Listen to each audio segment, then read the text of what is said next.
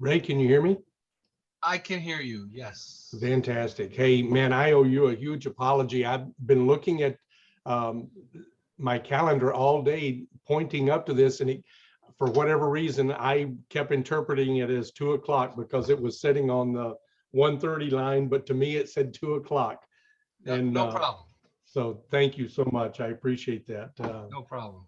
Actually, it actually works out because I would have had to leave about now because my kid has baseball, but call me game is canceled. You know, with COVID, my family's a baseball family. So COVID has really hurt us in a lot of ways.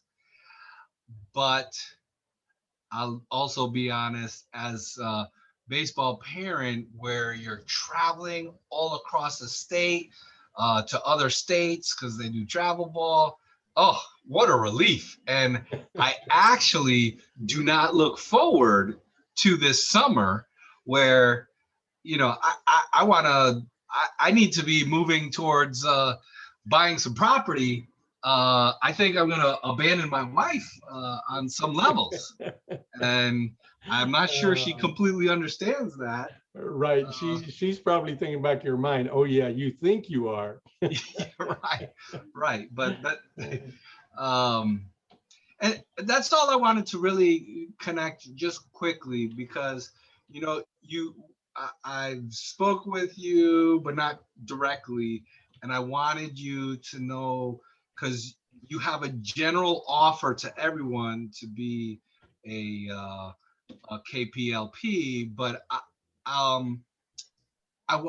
you know, I'm trying to just get more of a commitment and tell you what my intentions are and what I'm doing, so you can know what I'm, you know, which direction I'm going. Okay. So essentially, real quick, my investing history is prior to the crash, I owned a few triplexes. My wife hated the time I was committing to it because I said I want to be a multifamily, and so I bought. And back then you could buy 3% down. Right. So I bought a few, and then I figured out, oh my gosh, I had to renovate them. So I had to figure that out, and I didn't want to pay or anything. And so I joined my RIA, and actually, if you know the name Robin Thompson, she's one of these teachers. She kind of started with our Connecticut RIA, but I was sort of the case to make fun of. Don't do all these things, sort of thing. But I learned a lot about some of my limits, and I learned some of the things not to do. Eventually, when I got out, it was just prior to 2008. It wasn't really because I was planned, but it was a tenant burned down the place, and I learned you need to know a lot about insurance because there's I think it's a 5-sentence clause. I don't know what the exacts are, but I had to come out with 20% out of my pocket, or I should say, the insurance would only pay 80% of the value, which that was a shame. But you know, it was sort of a convenient place to get out. And then very recently, my wife has said, "Hey, what do you think? Shouldn't we create retirement income?" So I'm kind of like on a I'm just going with it because she's kind of open to it again, and you know, I work for the state. I'm a nurse now. I used to be a social worker for 20 years, and that's probably why I couldn't be a property manager. Too nice. But so I live in Connecticut. I figured out Connecticut is just a very, very expensive state. I figured out actually through Dave, uh, I learned that my state is an aging state where a lot of people are just moving out. So, not necessarily great for investing. I wouldn't say maybe if I were well funded, maybe that might be a little bit different. But because, of course, I'm used to seeing rents significantly higher than other markets. However, I've chosen the Kansas City market for specific reasons. One, it's one of these markets that's middle of the country, Midwest, so it's a little bit cheaper, but it doesn't have so much of the fluctuation in that they have survived past recessions, and they're not going to go up 15%, but they're not going to go down like Phoenix or something like that, which goes up and down. So that's one good thing I like about the Kansas City market. But the other thing is, in my learning, I discovered a company that's called Simplify. Mhm. And I don't know if you're familiar with them. I'm very familiar with them. Yeah. Oh, okay. Well, they're opening up in Dallas. Okay, so I've connected with Simplify, and they are actually based out of Kansas City. Yep. So that and they have obviously they know the market very well. Um, so I've really connected with them, and that's where I'm looking, and I'm looking to have them be my property management company. As I've spoken with them, they can not only manage the properties once they're stabilized, but also help with any turnover and rehab or capex that needs to be done. I'm I've sort of decided I'm gonna go smaller in terms of 20 to 80 units because I don't want to compete with the big boys. Um, that doesn't mean there won't be bad deals out there, of course. And I'm looking more for B class, but C class with not too much rehab is okay. Um, so and right now, David has I've been trying to solve all the problems prior to really um, having the deals. That way, it's more realistic that I put an LOI and I can actually close. So Dave is my strategic partner in terms of helping with capital raise. He's confirmed that he'd do that for me. He's gonna, of course, overlook all my underwriting. Um, so I wanted to see if I can, and I know generally you're available to everyone, but when I have some deals, I want to be able to know and say that I can sort of depend on you, assuming you like the market and assuming the deal works. Because it'll mostly have, I wouldn't come to you until David kind of agrees that it's a good deal. But um, with the idea of you uh, providing the liquidity and net worth um, for a deal, and I do understand what your requirements are in terms of uh, like if I'm doing a 70-30 sort of GP deal, I understand you're gonna be taking 50% of the 30, and I understand why. Uh, you know, and then you also, I was in a meeting where you said, 50, 35, 25 is how I remember it. Right. And then after 25, we're negotiating. Correct? Well, after 25, pretty much, you should, after 3 deals, um, potentially not need me on the deal. Hopefully not need me on the deal. So going forward, it would just be a matter of if you want me on the deal or for some reason, then we can talk about it and see if the deals make sense for you, make sense for me. So Right.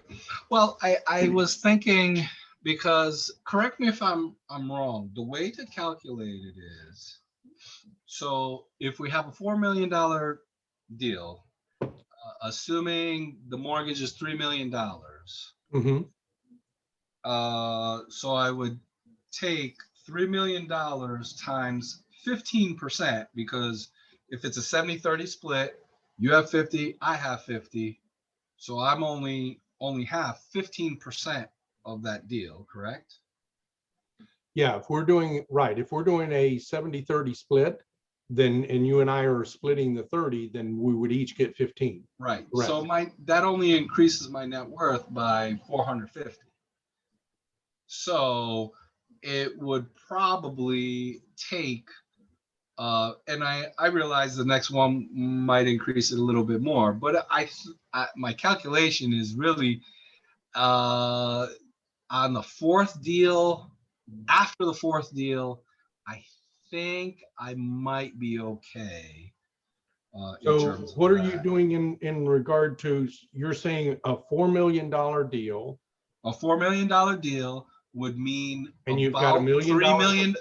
$1 million of equity. Correct. So 75%. So that would mean, and maybe I'm understanding it wrong, but that would mean a $3 million mortgage, correct? And then that's what you're calculating your net worth off of. Am I correct? Correct. Your net worth would be calculated off of the percent of the equity that is yours. So that would be, so 3 million times 0.15 would only come up to 450. Yeah. So you've got a $4 million deal. So if you owned the building outright and you had a loan for 3 million, the building was worth 4 million, you've got 1 million in equity. So your net worth is $1 million. And if you had that split 50-50, then it would be $500,000. So your net worth on these properties, when you first buy them, is not going to increase drastically. It's going to be small incremental steps. Right. Where you usually have a bigger jump in net worth, quite honestly, is after a sale or after you've held the property, for a period of time. Anything that you do to increase the rents and increase that $4 million mark, even on paper, especially on paper, if you can demonstrate that the cap rate is X, and that's the other thing, if you buy it at 4 million and you buy it at a lower cap rate than what the market's at, you can still calculate your net worth off of what the legitimate value of that property is. So if you're buying it at an 8 cap and the legitimate market rate is a 7 cap, that difference is still, you're still able to use that on your personal financial statement, on your PFS. So the cheaper you buy it, that doesn't mean the lender is going to give you all of that, but for the calculation of your PFS, you can include that. It's like saying that you bought a 65 Mustang for $2,000 and it's worth 10 grand. Doesn't matter that you paid 2 grand. You're calculating the value off of the 10 grand. It's the real value. You just found a good deal. Okay. So, but nonetheless, I'm thinking it's probably after 4. Yeah, from a standpoint of, okay, I see what you're building that net worth to a point where you no longer need someone to sign for net worth is what Right. you're calculating that. Okay, I got you. I got you. But I also think it, I think there's value in having your expertise and inadvertently teaching, because okay, now we have this building, we're going to have monthly and or quarterly meetings with investors, and uh, Ray, I'll lead the first 2 or 3, but you're going to do this, that sort of thing. I think there's value in that to teach me how to do it. And then Ray, I guarantee you, if we do a deal together, and then 2 deals together, I will be comfortable. If we've done 1 or 2 deals together, so as long as you keep finding deals and you need net worth to be on those deals, I will continue to be there. I'm not going to walk away from you. If you keep finding good deals and we already have a relationship, there would be no reason for me to walk away. The only reason I would typically walk away is because you don't need me anymore. Yeah. And you're like, or you get tired of me and Jim, I want to find some other partners, but I'm not going to abandon you. Let's just put it that way. Right. And on the first deal, what I commit to you is, and I think, I don't know if I say these things and I oftentimes forget who I've said them to. So if I've already said this to you, don't let me sit here and drone on, but I want you to take the lead if you're comfortable taking the lead and if you're ready to take the lead. Yeah. But if you're not, then I will kind of take the lead in the beginning and show you how I would do it. And then when you're comfortable, say, okay, Jim, I've got that. Let me take that over. Yeah. And just start taking it over. But if you're capable right out of the box, to lead these things and you're just a little uncomfortable, that's okay. And so in a situation like that, it's like, okay, I'm not comfortable, it's like learning to swim. The first time, that dad lets go of you, or the riding the bicycle, you're not comfortable, but dad's right there. And that's what I want. I want you to be a little uncomfortable. I want you to put yourself out there, but I'm not going to let you flounder, or, if you start wobbling, I'm grabbing the bike, if you start to go under, I'm going to, lift you up. I'm be a life preserver, but whatever that needs to be, that's how involved I will be. Now, as far as being, I will want to be covered in every correspondence. I will want to try to be on every call, okay, so that not only so that I can keep up my finger on the pulse of what's happening, but also so that if you're ever in a situation where you either don't know or you're not comfortable answering something, that you can just say, Jim, what do you think? And as simple as that, that's my cue. Okay, Ray wants me to step in and say something or do something. Right. And that's, I like to be present, but in the background. Yeah. And that does 2 things for me. Number one, it allows you to grow and take on the day-to-day responsibility. And at the same time, it allows me some protection to make sure that everything's going okay. And so I'll give you as much support as you need, but I'll also give you as little as you need. Yeah. I'm not gonna, I don't want to be micromanaging everything. I don't want to be overbearing. I want to allow you, even to the point of, I will allow you to make decisions that might not be what I think is the best decision, but I don't think the decision is going to kill us. Right. Yeah. And so if we have a disagreement, I'm more likely to, as long as I don't feel it's a major issue, I'm more likely to say, okay, Ray, let's run with your idea. Let's see how it works. Yeah. Well, in general, I'm a person who's always willing to adapt and adjust.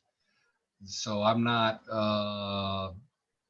disagreeable to other ideas. And in fact, as a simple example, I met with the Simplify, and I asked them to show me, hey, give me an example of a rehab you kind of done.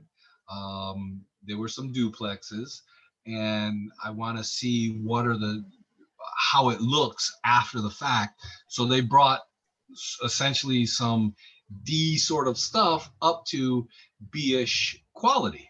And so, that way I can have, okay, this is what's working in the market. It's not the top of the market because I'm not necessarily looking for the top, because that's not what we're looking for initially. And so I'm willing to, and they gave me price breakdowns and some stuff, and I understand it's a little bit older, but I was asking for it as guidance, because once we have a certain level that we can grow from there, or we can adjust from there, I'm willing to do that, and that's okay. So I appreciate that, and I'm willing to be a little bit uncomfortable. I think, in fact, I'm realizing I need to be more uncomfortable to make some stuff happen. you know, uh, whether And the other piece of that is that typically I don't want to be responsible for the capital raise. I will definitely, if you do it the right way, help you with the capital raise. So give you as an example, Michael and Susie put together a pitch deck, and they included my experience and in my story, in my bio, in their pitch deck for the real estate piece and for my business background. And that'll give newer investors that say, well, you haven't done anything yet. Oh, but that's okay, because we see who's on your team. And Yep. so, I can add a lot to that. The thing that I really don't have time to do is to pound the phones. I don't have time to, start calling investors all day long. And so I put that on you. I would say try to keep deals, the smaller you can keep them, so that you can slowly build up your capital raising ability. That's the best path for you. And also it allows you to keep more of the deal, because otherwise, if you get a deal that's too big for you to capital raise on, we probably are going to need to bring on another person for capital raise. And that dilutes your percent of the deal. And so I think that if you go that route, then you probably want to go a little bit bigger, because it's okay to own a smaller piece if it's a bigger pie. Okay, but I still would rather you stick to deals that are under $7 million.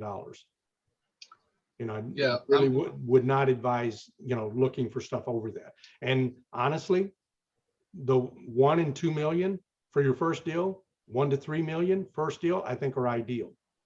Yeah, well, 1 is not a good idea because we can't get recourse. So I should say 1.5, 1.4 or whatever.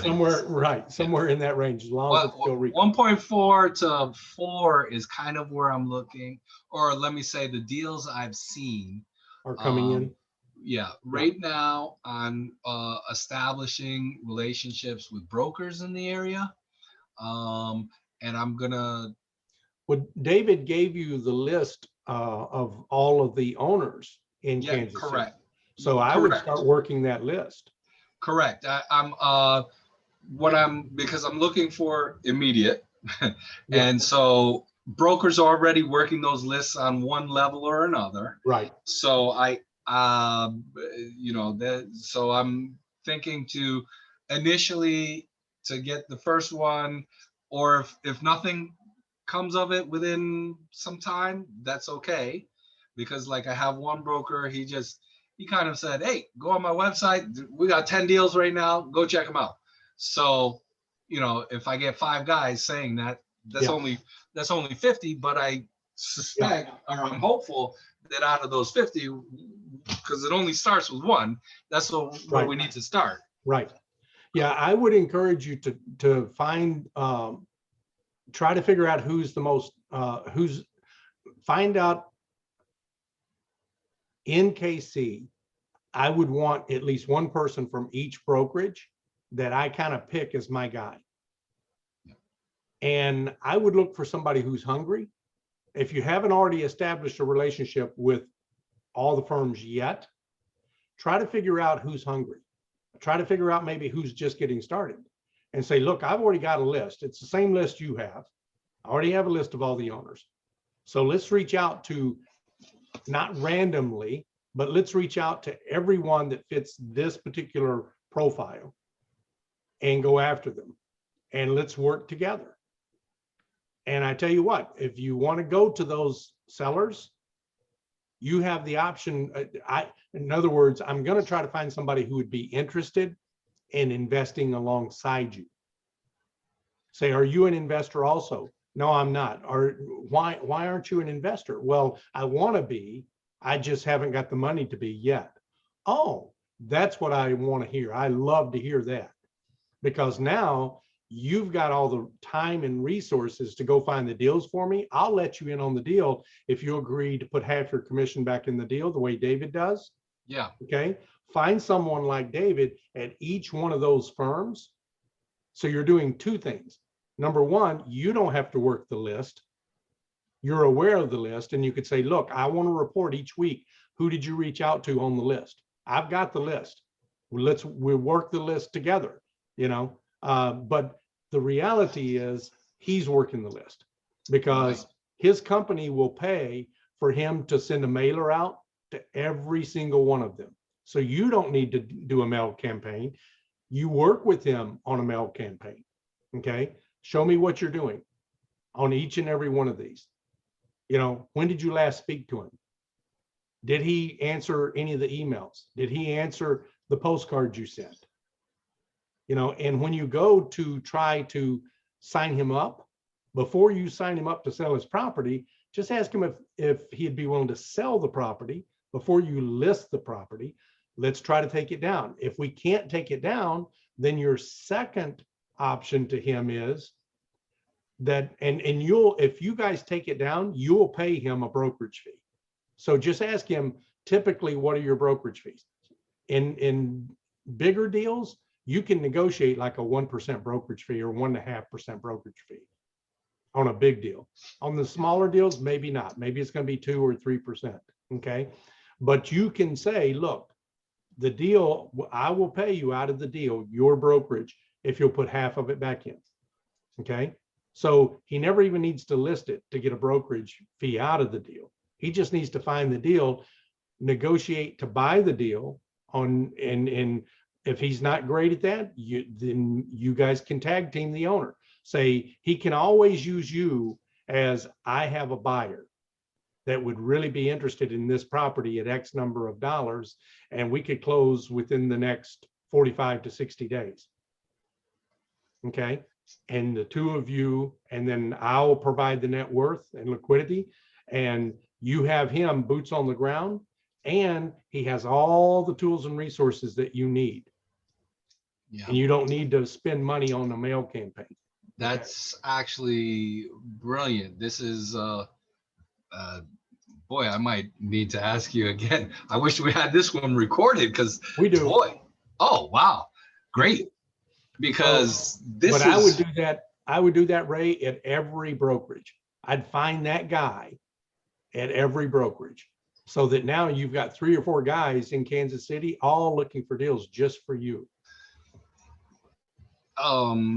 Well, that's almost, well, part of it is almost luck of the draw, because if I call them, not everyone's going to be willing to do that. So then I got to go, right. I got to go to the next junior guy. Yeah, I would honestly, I would try to, I don't know how to figure out. Most likely I would look at their LinkedIn profile. So everyone in the office, I look at their LinkedIn profile, and I just start making notes to myself. What's on their LinkedIn profile? How long have they been there? Where were they before that? So I can try to determine, yep, they just graduated college or just now getting started. They don't have any experience, blah, blah, blah.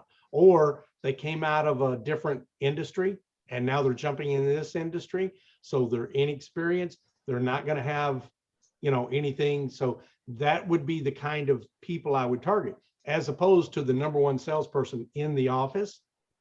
Now, as you work your way up, if that person says, no, I don't invest, no, I'm not interested, then, I'm going to keep looking in the office till I find somebody who'll say yes to my proposal.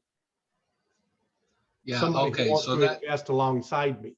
so that Somebody makes who's sense. yeah. And the only reason I would start with the least experience is I think that's the person that has the most to gain by using this strategy. But I'll tell you, I have a friend here in Chicago that I told her the same thing. She went out and executed on this. She found a small firm that does almost exclusively 30 units and less in Chicago. He owns the freaking brokerage and has 7 other brokers working for him just in this commercial space. She went right for him. And guess what? She landed him because he was already an investor. And he was like, the thing that's holding me back is raising capital. That's the thing that's holding me back. So if you'll take on that piece of it, I'll find us deals. So you don't know who it's going to be, and you might get lucky and land the big fish. But for me, I think the most likely candidate, the one who has the most to gain, is that young person who's just getting started at it. That makes a lot of sense. And actually, this is the you and David, you may not know, you just guys are in sync on many levels. That's like the exactly what a strategic partner is finding a broker to do this. And this is where I kind of appreciate David, because what he's doing is, I think it's sort of unique. His proposal is sort of unique in the industry, I think. But it's a win-win for everybody. And especially what you're talking about. It's David, so smart. That's why as soon as David and I met, we had the same conversation about how we think about things. And we had several follow-up conversations. I knew the very first day that we had a lot of simpatico, if you will, if you can call it that. And I invited him on right away. You're definitely the kind of people that I want to have on the platform. I think there's a lot of benefit for you there, but there's also a ton of benefit for us there. And so I think that if you need to find people like David who have a bigger mindset, they're not thinking about today's paycheck or tomorrow's paycheck. They're thinking bigger than that, and they want to be on deals. And if they can get on deals and use the resources that they have in front of them, it makes sense for everybody. But a lot of these young guys, the downside, David's older. He's thinking longer term now. He's thinking more strategically now. That's going to be the hardest part, is finding a young person who will think strategically. Well, but everyone understands passive reoccurring money. Everyone understands that. So if you give 50% into this deal, you have passive reoccurring money until it's completely cashed out, sold. But if it's refinanced, you still might be able to stay in. So this is really, wow. I wasn't even thinking about it like that, but that is a very powerful way to think about it. Yeah, if you can get even one guy in Kansas City that's looking for deals, you already know your target, and you already have the list, and you can share with them, say, look, I know you have this list. I don't know if you've pulled it already, but I've already pulled it, so let's work the list. Let's put together a strategic plan, and let's start working this list. And I'll make you as many deals as you can find. If we don't buy the deal, you can list the deal. In other words, we'll pay $4 million for the property. But if he wants 5, okay, we won't buy it, but you still have the opportunity to list it. So you have the opportunity to win twice. Right. We buy it, you win. You list it, you win. So in this proposal, would you say, okay, market is 6.5 cap. If you give it to me at 7 cap, I'll take it, and we don't even have to. It doesn't have to go to market or whatever. Or how do you, how would I make those parameters a proposal? I guess is my question. Would it be just Well, based on cap rate, or would it be on you can't nothing base that's it just on specific? cap rate because cap rate doesn't, Yeah. cap rate doesn't account for any value add. Yeah, and it's Right. he So can just say everything is whatever, and yeah. right. And cap rate doesn't account for stabilized financials. So if you find a deal that's not stabilized, let's say it's 50% occupied, are you going to buy it based upon its actual cap rate, which is the income it's producing? Because if you do, you're probably not ever going to buy anything, because the owner's going to want some upside, so it almost has to be a deal by deal basis. But yeah, I mean, the idea would be if we know what the stabilized cap rate is, we can use that as a benchmark, but every deal, if you find a B class asset in a B area and it's 100% occupied and you can buy it at market cap rate, No problem. right? Because if it's 100% occupied, you have the ability to push rents. Right. Actually, usually you want to be it's actually a good thing to be at 95% occupied, because it means you're pushing rents, as long as your occupancy is there because you're pushing rents, not because of some other factor. If it's low because your maintenance is crappy, or you're not taking care of the property, or there's too much crime, then those are different. But if you've got a good property that's running well and you're at 100% occupied, probably because your rates are lower than they have to be. right.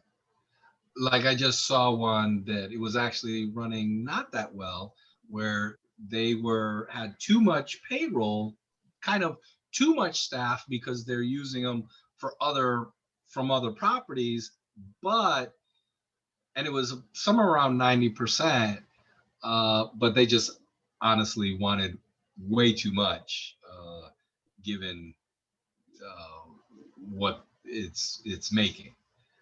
Well, based upon free cash flow, or after I underwrote it, they were asking for 400. I think I was, they were asking something very inflated, 4 million. And I think I was going to start at 2.7 million and go up to 3 million. And I just told the broker, look, I'm not looking to undermine you or start a relationship where I'm an undercutter. So I'm not going to give you a deal that will be insulting. And he says, well, anything north of 3 million, let's hear it. But I was like, I'm going to start there, because if I'm starting at 3 million, I'm already hurting myself. Right. You're already where you want to be, and you have no room to move. I'm not sure he really liked that, but I'm just not willing to, he's still willing to let me at least go on his website and whatever. Well, if he listed it at 4 million, get him to say, you know what, I'd love to pay 4 million for the property. You tell me how I can do that. Let him sell you the story, because if he says, okay, here's how you get there, the expenses are running at 72%. Do you realistically think it needs to be at 72%? Oh, no, I don't. Okay, so if we could get it down to 56%, then the property is worth 4 million. Oh, okay. So how do we get it down to 56%? And if he can sell you that story, he says, this is, you've got X, Y, and Z, and you can see the path forward, then that's all you need. That's a good broker. The broker who says, look, I don't know, it's just 4 million because that's what the guy wants. And he underwrote it to a fake stuff. It turned out that my people at Simplify actually had previously managed this particular property, and they never want to tell me don't buy this at this price, but they asked, what do you think? And I told them, and they said, yeah. They're like, I don't see this at this price, and this guy's being unrealistic. And So, they were actually intimately aware of what some of the problems were. so how many conversations have you had with Simplify? Oh, multiple. I've had maybe 4, 5. I've spoken with Jake, who's one of the co-owners. Now I have what they call is a owner success person. So I essentially have my property management contact person, and I've brought them 3. You can interpret it as 3 or 4, because there was one that's 37 units. There was a 23 and a 15 that was like a block away, and they were trying to sell it as one. And I wasn't sure how it would look, but I didn't think I wanted to go and find that out through a lender yet, because I needed to underwrite it. Yeah. So and in fact, I have a meeting with them next week, not next week, in 2 weeks, because I kind of told her, look, until they're, oh, by the way, they're always willing to underwrite for me. Really? Yes. They will, because that's their market.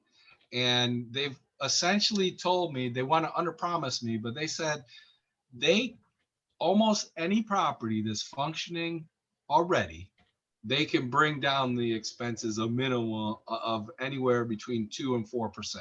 And I know that's not huge, but over the course of even 40 units, that's significant savings right off the bat. Well, one thing I would, in underwriting, they're modeling, I think, $88 a unit. Yeah. Plus repair and maintenance. Yeah. So, and they write that as separated. Right. So here's what I'll tell you on my expectations are, within a year, that would be at least 125 a door, not 88 a door. So when you're underwriting, leave yourself a little bit of cushion there. Well, they are projecting to bring it to $100. Yeah, They're projecting to bring it to 100. I've been looking at the model for a while, and I've been partnering with Kimra to try to duplicate the model. Another company. Yeah, with Vicinio, and trying to duplicate the model, because she's already nationwide, and she already uses all of the big pieces. They already have a lot of the same pieces. Simplify, I think, I talked to the guys there, and actually I was very interested in potentially partnering with them to try to help them go nationwide. But I think they felt like they had that under control and could do it themselves. But over the last 6 months, they've been trying to get into some of these bigger markets in Texas and haven't been able to do it yet. And so my expectation is what they really want is they want a tech play. They want to start something that looks good and get it up, stand it up, prove the concept, and sell it to one of the big players. Sell it to Appfolio or RealPage or one of the other big play, Yardi Matrix, some of those guys. And what I'm being told from a model is that $88 is a loss leader, and that it's not sustainable. So I'm just saying, from a cautionary statement, a year from now, it might be, at a higher number. So just. Oh yeah, I'm aware. In fact, they keep writing it at 88, and I was told by the vice president it's 100. He said we're doing 80 right now. We're doing that price as introductory because they're breaking into Dallas and Indianapolis. But, you know, and that's where a little bit of my strategy is go into their market that they already have proof of concept. They have everything going on. They've got every reason to succeed right there. They can do everything. Yeah. And as it is, some of the properties I brought to them, oh, I know that one. Oh, I know that one. Yeah. They may have owned several of them. And I would leverage that to say, guys, how can I buy some of your properties? What are you getting ready to exit soon? Can I get a shot to get that deal from you? And that might be, I just I want to be in the market and then take that. That's the next step. And I would also say, guys, any deals that you pass on, I know you're still buying deals. Any deals that you pass on, you guys are not as hungry as I am. You are already successful. You know, you're looking for a little bit better metric than I am. So if you let me have your crumbs, if you already underwrote it, don't just throw it in the garbage can. Give me everything that you have and let me see if I can make it work. Yeah. I never even considered that because one of the co-owners is Paul Worcester. It's there's two brothers, Paul Worcester and I want to say Joel. They owned Worcester Investments, and they used to own like 5,000, I think. Mm-hmm. And then they broke. And after this experience in seeing one of the properties, I can understand why they broke philosophically, because Simplify is gonna manage it much better than the other one is. But that's another thing I never even thought of. I guess I thought, let me get in first because I just want to get my foot in the door into the market. Even if it's a little bit smaller, 20, ideally 20 to 60 is more ideal to me, but.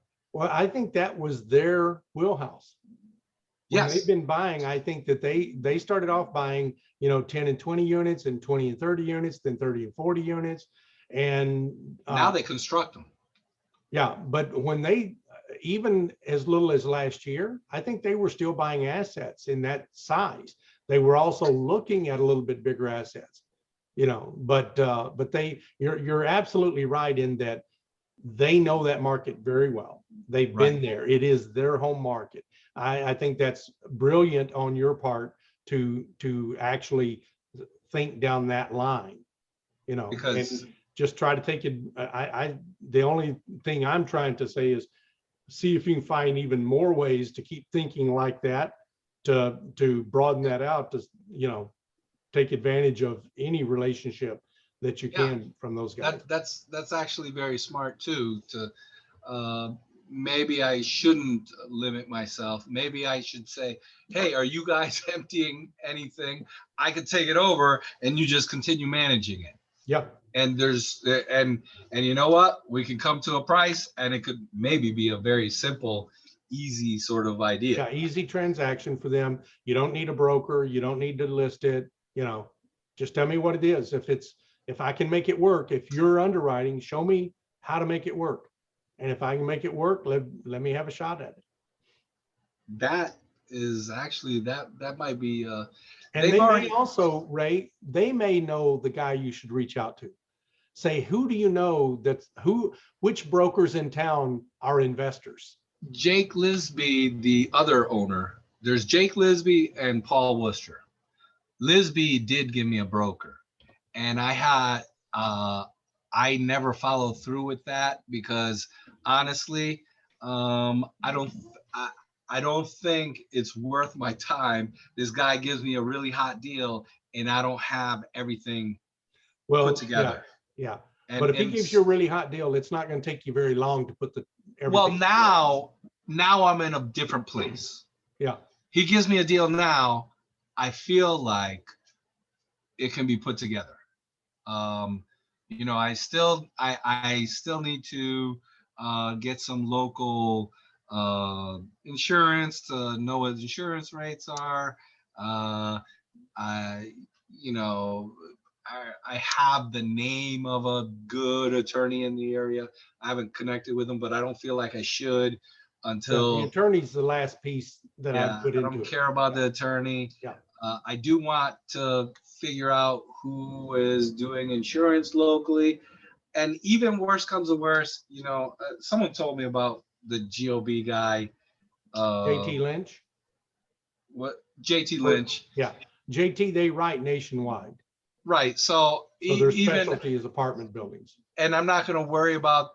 That's actually not a big, though it's an important part. I'm not going to worry about that too much. Really, I feel like I just need to generate deal flow, and I feel like we can take care of the rest collectively. Because if it seems like what's happening, I don't know all the politics of GOB, but just nationwide, I'll say. Instead of that, I'll say nationwide, it's hard to find some decent deals. Yeah, And good deals are always going to be hard to find because it's always in the eyes of the beholder. But as long as there's deals being done, I'm not so worried about finding a good deal, or let's say a great deal. I'm not so much concerned about finding a great deal. I just want to find a deal that works. yeah, that's what I'm looking for, because let's say it works and we can reduce our expenses by just 3%. Mm-hmm. That's a winner already. Yeah. There's our value add. Agreed. Within 6 months. Boom. Yep. Absolutely agree. And who did they assign you to for what do they call it? Owner success person? Veronica Hightower. Okay. All right. I think Veronica, is she still also the point person for setting up owner calls for onboarding people? Because I think that's part of what she does. Okay, yeah, because they're still a small shop. They're not. I know that. Yeah. So there's people playing multiple roles, but I would also ask, who are you using or who have you used for insurance? Are you guys using local? Are you using a national firm? Lean on them for everything, right? They've got it all figured out. No need to reinvent. You're right. There's a question where they actually asked me if I was interested in like duplexes and whatever. And I said no, but I said that because the way I understand it is financing, you can't finance a series of 20 duplexes. So here's my response back to them is, if you can show me how to make it work, I'm interested in anything. Okay. That's your answer to everything. Okay, yeah. Now I've just learned your generic answer. If you could show me how it works. How to make it work. Because I don't know how. I don't know how to make that work. But if you already have the financing lined up, you've already done it yourself, you've already done the legwork, teach me. Teach me how to do it. Well, I think and I'll take it. My guess is that they have enough private lending money to take it down. That's my guess. And then they build it up. That's my guess. So Ray, I don't have that access to, right. I haven't built that up yet. So if you already have that, and if you're willing to hold the note using your influence and your capital, and you just want to put it on my plate because you guys want to offload the property, then yeah, I could see a path forward like that. But if I have to go create private equity, I'm not there yet. I'm depending on an agency lender giving me 75, 80% of the loan in a non-recourse fashion. That's what I'm depending on. That's the model that I'm comfortable with right now. So if you can help me get comfortable with a different model and show me a path forward, I'm ready to move forward. By the way, I didn't catch that initially. I didn't realize you were talking you're me talking to them. But I thought you were talking to me. I'm like, I'm not there yet either. Here's a quick question. I guess GOB related. Earnest money stuff. Have you?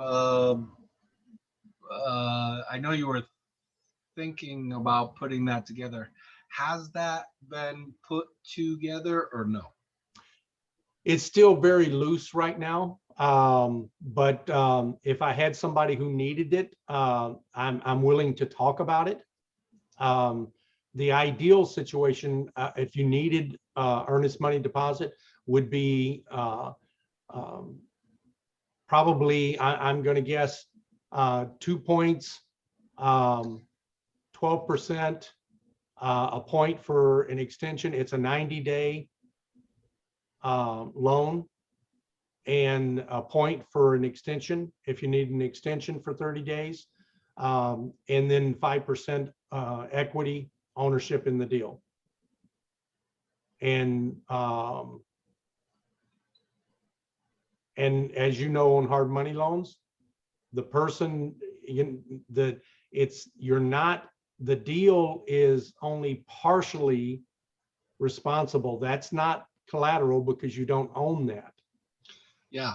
So if the deal fell apart, you can't collateralize something you don't own, So it is a hard money loan. It But does you still got to require, pay it. you still got to pay it. There still has to be a personal signature.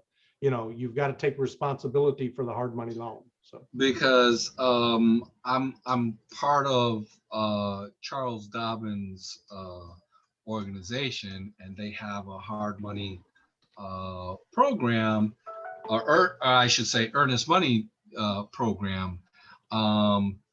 It's not that expensive, but there are prereqs that he has. You have to use his contracts, which I'm sure are that would be normal for everyone. Yeah.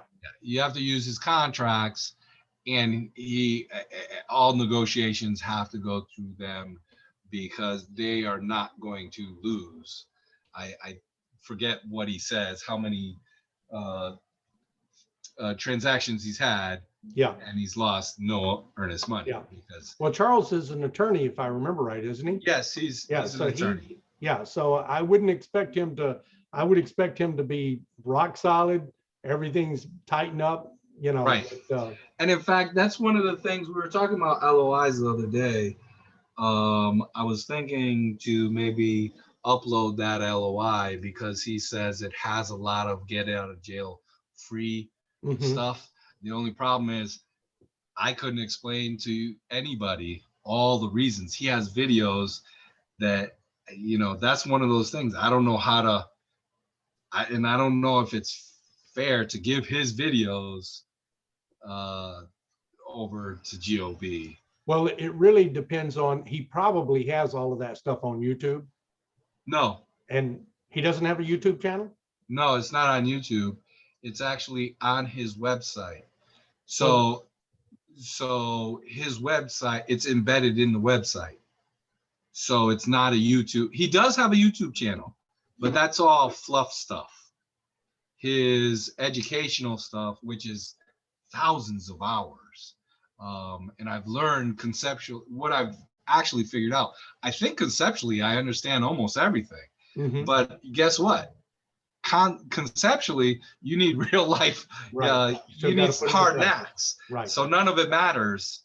Okay, I understand the concepts even of the LOI, but he has particular provisions to prevent multitude of things, which I couldn't know. So that's one of those things. No, it's not on YouTube. Well, my experience is that most guys that have educational platforms, most everything they're teaching, they've given it up already somewhere else, on someone else's podcast or someone's YouTube channel. And when you go to their platform, it's just a lot more organized and laid out in front of you in a logical fashion. But if you can piece it all together, there's nothing new there. Oh, So you're right, because ultimately, I don't think anything in particular is very new. He's getting it, he's putting it in his own fashion, right. And his own teaching method. Right. Uh, there's nothing ultimately new. Right. And that's kind of my whole thing is, look, guys, all of this is out there. And that's what we want to do, is try to be a place where you can go and get all of it and not have to pay someone to aggregate it for you. So if we all bring our little pieces together, eventually we will have everything that anyone is teaching anywhere in the world. We're going to have everything in one, and it might not be in their voice, but that doesn't matter. I mean, explaining syndication to somebody, yeah, you can put it in your own voice and have 1,000 different people explain it to you. It's still syndication. It doesn't change, and so that's my whole thing is, I really want you guys putting your money into a deal, but you've got to learn the information. You can't just go out and put your money in a deal if you don't know how. So that's the whole idea behind the platform, is to provide all that training. And if we don't have it, I put everything that I've learned so far there. And I'm depending, but I haven't had Charles Dobbins as a teacher. So Charles probably has things that I don't have on the platform, and so someone who has had Charles as a teacher can bring that knowledge. Somebody else who's had a different teacher, maybe Anthony Chara, can bring to this program. So everyone's always going to have a little bit of something different, and we just keep adding to it, so that eventually no one needs to go outside and pay somebody for the information. That's all I'm trying to do. Just trying to create a place for you to have the information. But that's never going to be the one thing I don't know that it can ever be, is that, well, it can be, but I just haven't gotten there yet. Is all of us need somebody to kick us in the butt. This has been a horrible week for me. I have needed somebody to kick me in the butt every single day this week. And we all need that sometimes, and that's the one piece that we don't have on the platform right now, but we can put it there. We can allow people to be coaches, and people like David, I think, would be great at that. So. Well, but inadvertently, you have, there's such a huge learning curve, and that's, you identified, I think it was last night, we're talking about people who their money is going hard upon acceptance of the LOI. What all that says is, you can't do anything with them. They need to go out and they need to learn a lot if they don't understand that concept, especially if they're putting that in writing, because it was very fun. I didn't want to laugh because I don't know who it is. And I was not one. But that's pitiful, because you know what? Guess what? This is how to get every LOI accepted. I wanted to make that joke. Hey guys, that's exactly how to get every LOI accepted. That's offer true. Your money hard upon acceptance. They'll just accept it and then never get a PSA. Wait 2 days and then reject it. That's it. Yeah. And there's nothing legal that can stop that. Yeah. So, hey, I'm going to have to jump, Ray. Yes. So remind me, send me a text and I'll send you the recording, so that as you mentioned that you wished you were recording it. So yeah, because this is great information. Thank you for taking some time. So now I feel like at least we've verbally said it specifically to each other. So I'm not going on a concept. Yeah, absolutely. Okay, great. All right, I'm with you. I'm excited, man. You're doing something a little unique in your approach in Kansas City, and I love it. And I'm willing to. I want to keep it a secret for a minute. Well, trust me, it's between you and me. Well, if somebody else comes up to me and says, well, I'm thinking about this, I'm like, you know what? I think that's a great idea. You ought to run with it. yeah, But I'm because not going to go out there and say, you know, hey, everybody needs to call Ray and ask him what he's doing. let's hope it works. All right, man. I think it absolutely will. So Actually, you helped me create a better way of thinking about deal flow. Thank you. good deal, man. All right. I'll talk to you soon. Okay. Bye. Bye-bye.